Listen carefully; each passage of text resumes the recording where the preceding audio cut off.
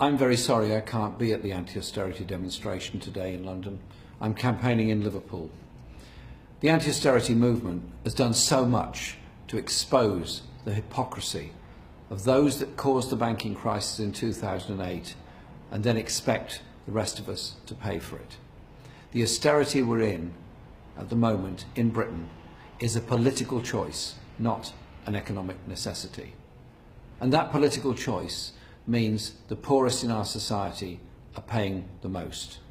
Our movement has to force this government to account and force onto the agenda a completely alternative economic strategy about an economy that works for all, not the few. The issues are enormous.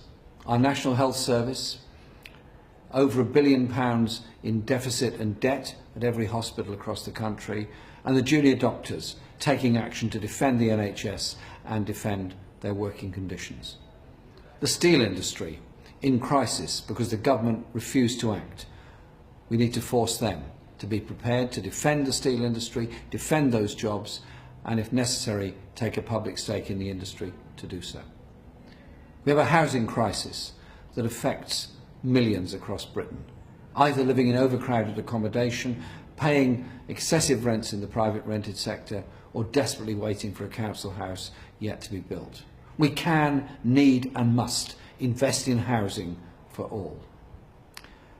And we have a crisis of the government's making, with now the forced academisation of schools, destroying the local accountability through councils and communities, and instead making every school into a competition with a neighbouring school.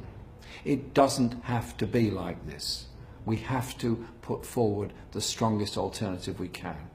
We forced them back on working tax credits when they tried to cut them last year.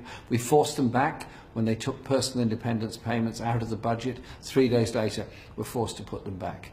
The anti-austerity movement here in the United States, across Europe, is showing the way that popular feeling is we have to invest in people, invest in a society, and not destroy the public services that our generation is benefiting from and our previous generations built up for us.